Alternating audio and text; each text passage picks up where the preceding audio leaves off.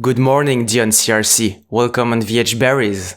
Thank you so much for having me. You're one of the most brilliant investigative journalists, always eager to go the extra mile to inform people. How are you doing these days? I'm doing okay. Thank you. How are you? I feel super excited and very grateful. Thanks. Thanks so much for taking the time to talk to me. I appreciate it. You are a rebels. And rebels are always fighting against something. And Dionne Searcey, you are fighting against gender inequalities. A little bit, yeah. A lot of my work, I was a former West Africa bureau chief for the New York Times. And a lot of my work definitely looked at gender stereotypes and women in West Africa who are often really overlooked, I think, in that part of the world. Exactly, because in 2015, you have been catapulted as the West Africa bureau chief at the New York Times. How did this happen? Well, I'd been wanting to work abroad almost my whole career, and I was getting to the point where I had 3 kids and a husband and was really settled into married and family life in Brooklyn, New York. And it was a little monotonous, and I kind of felt like if I didn't do it now, I would never do it. And so I got my husband on board, and he curtailed his job to fit it. And we just took our kids and we went for it. We moved to Dakar, Senegal. And the New York Times in America, journalism is not in a great state, I think, financially. But the New York Times is a massive, big newspaper, very well respected newspaper. And they have still a lot of bureaus overseas and a lot of opportunities. So it kind of felt like now or never. And it was a great move. I mean, it was really fun to live there. And you started far from New York City because you grew up near the Big Indian Creek stream in Nebraska. That's right. We used to go to Big Indian and go swimming there a lot. Right. But I grew up in a really rural farming community. I lived in a small town, and there wasn't a lot of opportunity, I think, for people. But when I went to school, I went to university and worked at my college newspaper and really got the bug and fell in love with journalism and really found that it was a nice way for me to make a difference in the world, or to feel like I was making a difference, hopefully. So, as you said, you have a special commitment to cover West and Central Africa. According to the United Nations, there are 54 countries in Africa, and you have been in 25 of them. Yeah, I was responsible for a huge, amount of land. But I haven't been in all 25 of them, I will say. That was my area of coverage. But my mission, I think, when I left for West Africa, because it was such a huge spot of land to cover, one of my editors told me, don't be a tourist, follow the story. And so I think some people approach this job, they want to, plant a flag in every single country, but I followed the story. And for me, that story wound up being about women. And, I think West Africa faces a lot of stereotypes in the West, in Europe and in America, where we think it's just a land of, wars and disease and famine and wild animals. And there's so much more obviously going on. There's art and poetry and, big economies that are having, struggling or succeeding. And I think my goal was really to tell those stories. But along the way, I found these women who were battling stereotypes, who were in some cases really, fighting back against terrorism in these really clever and interesting ways. And I became really intrigued with those women. And given the fact that a part of Africa is francophone, vous avez pu utiliser le français pour communiquer. Oui, un peu, but my French is, so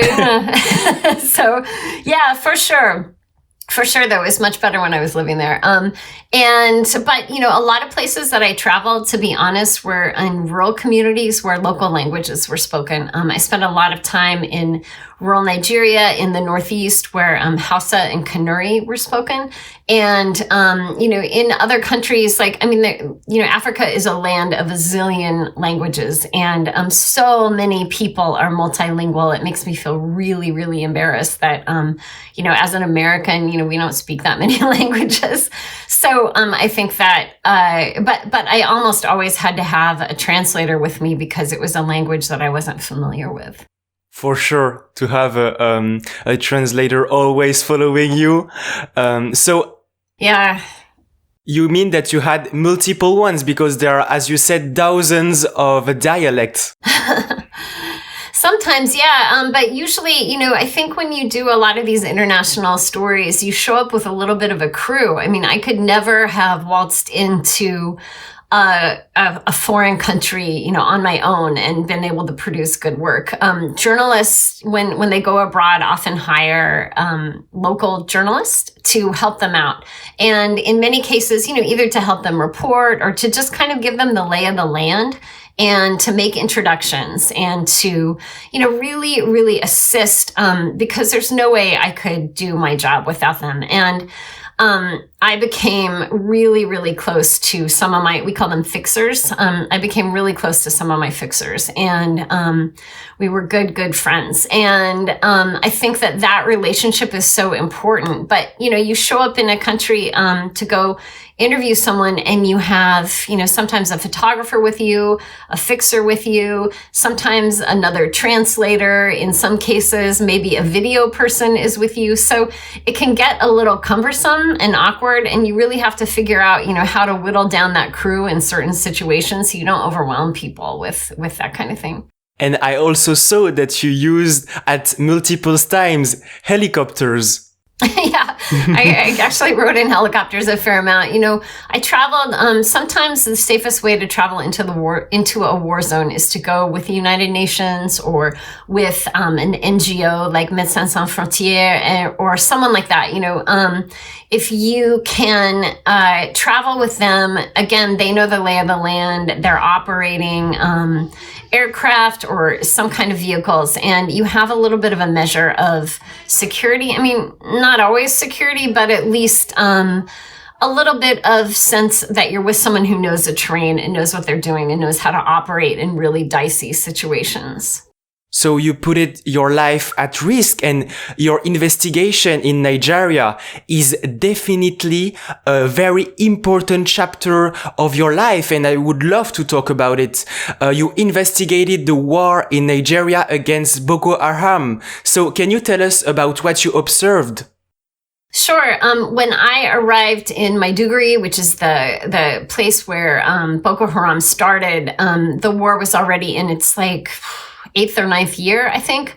And it was really complicated to figure out what there was to say that hadn't already been said. But soon enough, there started this spate of insane suicide bombings. And really, really all across, northeastern or Borno State, which is the state where this is happening, and then in some bordering countries, Niger, Chad, and Cameroon were also experiencing these suicide bombings. And then at first, it just seemed like, kind of a typical thing that happens in war these days, I guess, when you have an insurgency, a local insurgency fighting against an armed military. But soon enough, we started to realize that some of the bombers were women.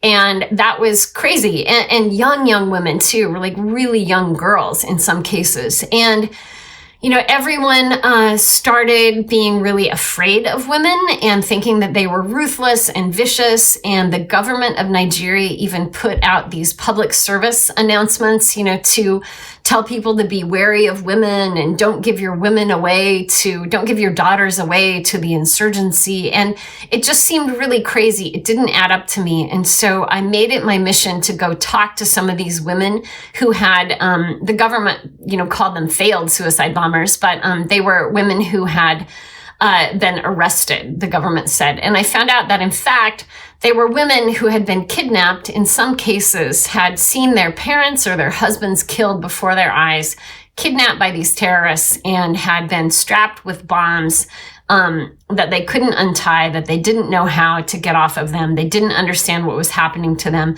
and had been told to march up to a checkpoint with soldiers, into a mosque, into a university gate, and blow themselves up. And they had resisted in really, really fascinating and clever ways. One woman in particular had organized her group of girls who were sent out to throw their bombs down a well. And then they pretended like they came back to the Boko Haram camp and pretended like they had completed their mission, and Boko Haram celebrated, and then they were allowed to live a little bit longer. But these women risked everything to get out of blowing up people because they knew it was murder. They knew it was wrong. And it just really opened my eyes to how women were being portrayed in the government and in society, and what was really going on. I mean, these women were afraid for their lives. And in some cases, they were blown up remotely, by terrorists. They didn't have any control over what was going on, or they were, made at gunpoint to go out. So it was a really, really eye-opening investigation into this crazy phenomenon that was happening in a really high, terrifying rate in that part of the world. So that was eye-opening for you. And that's fascinating, because when you're reporting in a place, for example, in Dakar, how do you make the connection with the inhabitant there? When I was living in Dakar, it was really interesting. I mean, I was living a regular life. I mean, a very privileged life. The New York Times has a lot of resources. So I had a big house. We had, a security guard. I had a car. I was living this life that was very different from a lot of local people. But in a really nice neighborhood too. And my kids went to a nice school. But, I tried to go running a lot, and I tried to, and connected with a lot of people out for a run, because in Dakar, people love exercise and are always out for runs and always working out in these really fun ways. And I joined a gym down by the beach where there was a kind of quasi-famous old boxer who ran the gym. And that was really fun to get to know the locals, there. And, I really tried to connect with everyone I could, just in regular life there. But at the same time, I was traveling a lot too. So in some ways, I felt like I knew other parts of West Africa better than Dakar, because I was just gone so much, working. You had a bodyguard, as you said, but you also faces very hard pressure. You are another scale of mental sport. Yeah, I didn't have a bodyguard. We had a security guard for the bureau because it was an office, but I didn't travel with any kind of security, or ever. I mean, in American journalists, we don't carry guns. We don't travel with security. I mean, that's just not how we operate. So for me, it was difficult going into some situations, but I really find that a lot of places like, I'm not a photographer, so I don't have to rush to the front lines of a war to take a picture. I can find the story on the periphery of a war, and I feel like often that's where the best stories are. They're with the people who are affected, who their daily lives are really affected by the war that's happening around them, and they're just trying to get by. I mentioned the pressure because you have been threatened by Boko Haram and the Nigerian government and authorities. Yeah, for sure. I mean, we were told at one point, I was with a photographer, and we were told at one point that if we didn't get out, we would be, as my fixer said, you're not going to be shot, but you're going to be shot at, because they had thought we were just sniffing around a little too much in different camps and in different places. And I had some scary experiences. Sorry, that's my daughter. I had some scary experiences in the Central African Republic for sure. It was part of a package of coverage that I won a Pulitzer Prize for with my colleagues into the Russian interference in other governments. And, Central African Republic is a very lawless place that has a lot of has diamonds. It has a lot of other mineral resources, gold, and we were looking into Russian involvement there and how they were kind of messing around in the government.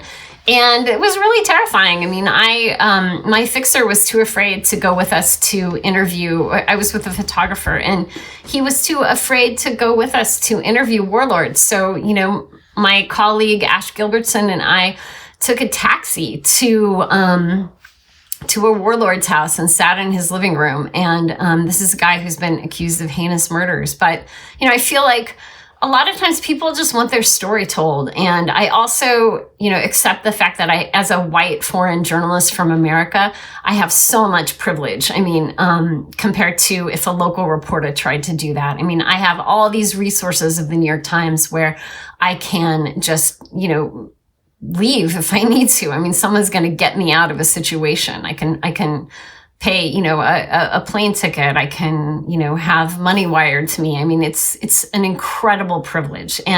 But with that privilege, I felt like came responsibility to tell these stories that other people, who didn't have those resources, could do. So. And when you're on mission, you also have, the word press wrote on your arm.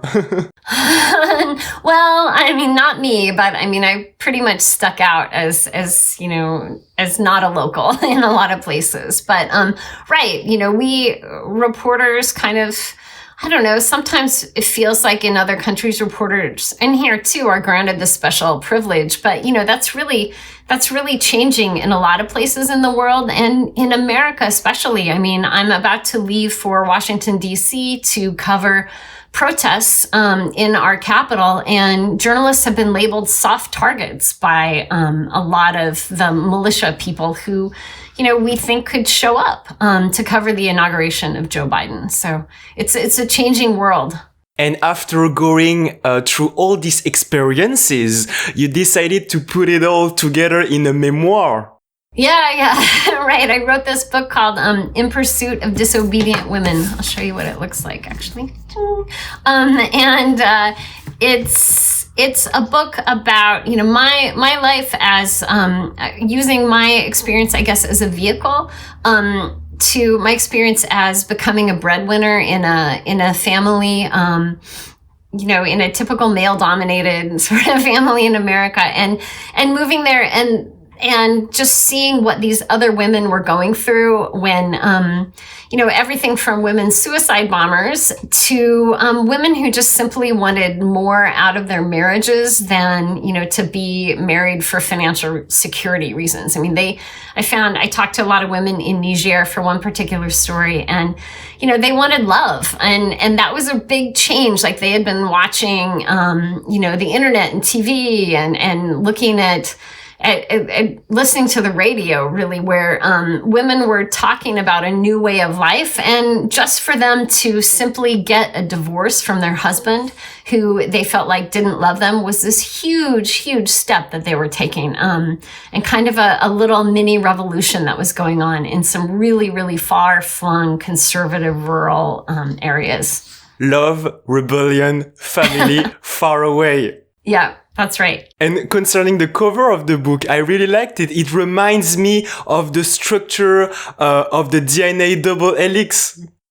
Yeah, it is a little bit like that. It's a particular pattern of West African fabric made by a company called Vlisco, who it's a Dutch company, but it's a very, very, very popular company, and their fabric is, in all these. I guess the idea with this book cover was to show like ribbons of fabric, kind of tying these stories together, because I tell stories about a number of different women.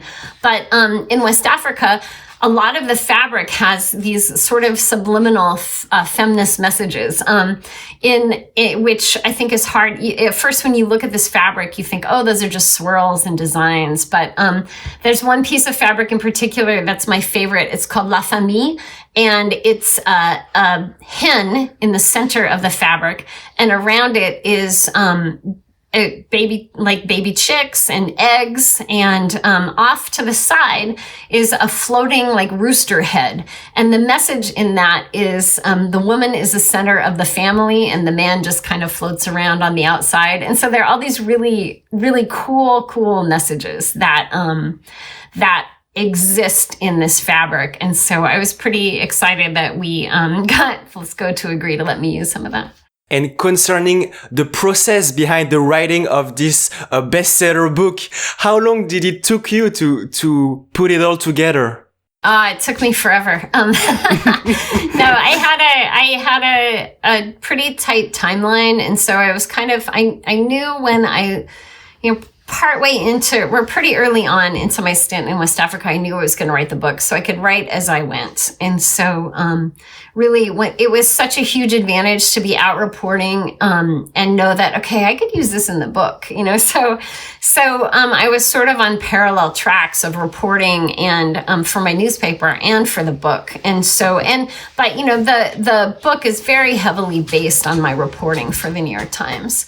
And it took, it was like a year and a half or so, I guess, long process, maybe a little more. I mean, I got a book contract, but I didn't even start writing for about a year or a year and a half or so. So that's interesting, because personally, I thought that you wrote all this book after doing all these experiences.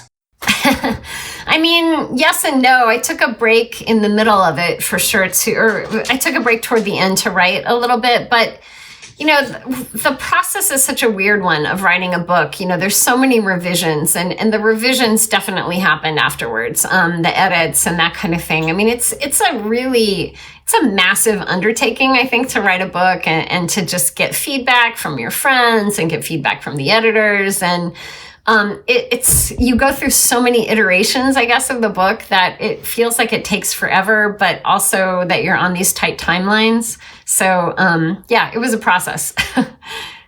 Dionne Searcey, how do you feel to hear the words you wrote being spoken aloud in audiobooks format, for example? Well, it's a little awkward. But it's cool. I love that the book is available in a lot of different formats for people. And, the book came out right at the start of the pandemic, and I feel like kind of fell into this black hole when people were starting to be really, really worried about the virus, but also not yet reading books. So it was such an awkward time, but it's about to be re-released in paperback. So that will be another nice format. But yeah, it's weird to have a book.